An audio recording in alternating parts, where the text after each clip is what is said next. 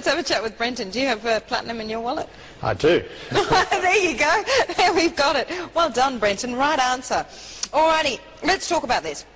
I noticed from your research, I wanted to kick off straight away with palladium because I know this is your preference over platinum. However, I also noticed that when we look at the 12 months change, palladium has been year to date and also over the past 12 months one of the better performing metals, certainly out of platinum, silver, gold and palladium.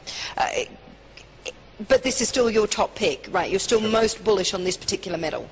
Yeah, look, I mean, to distill it down, the demand for all of these industrial metals is really a growth play.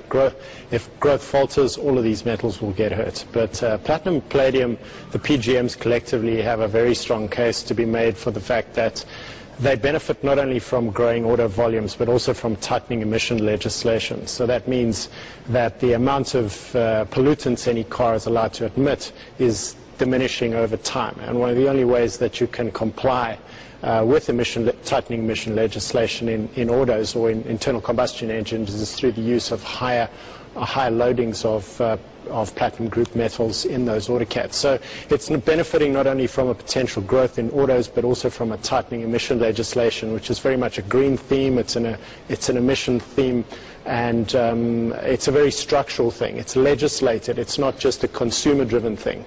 And so why is this necessarily more palladium focused than platinum? Because of course platinum is also used in this auto cycle.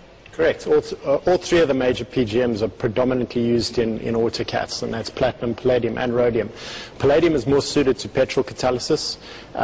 It is also cheaper. It can also substitute platinum for a large component of the uses in particularly petrol catalysis. And China, the biggest growth market in vehicles globally, has a much greater predisposition towards palladium. One, because they use more petrol cars, and two, because it's cheaper.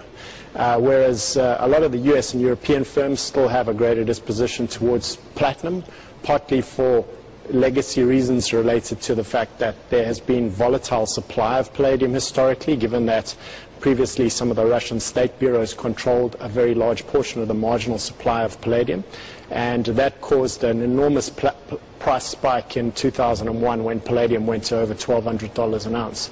So there's some reticence from some of the Western-based consumers to prefer palladium over platinum, quite simply because of the security of supply issue.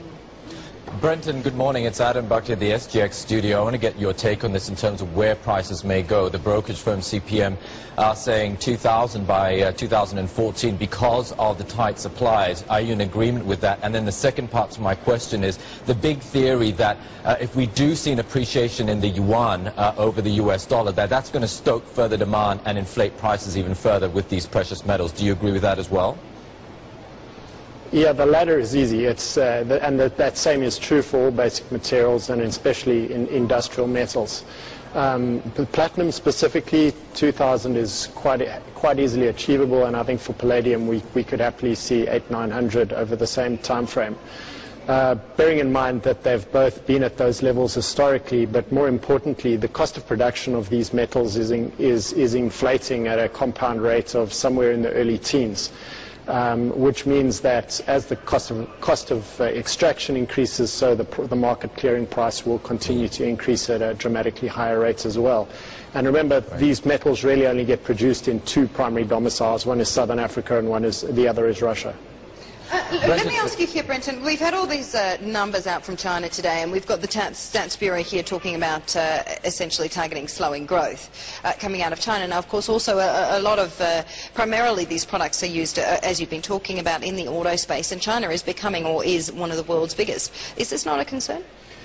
Clearly it's a concern, well, it's an issue at the margin, but I think it has to be seen in the context of the fact that, one, the biggest driver of higher PGM volumes is the change in emission legislation, and secondly, it's the change in the volume of cars. I think we talk about China growth slowing. Let's bear in mind it's still in the double digits, so it's still very high. Consumer growth is still very high, and the offtake in autos is still very high.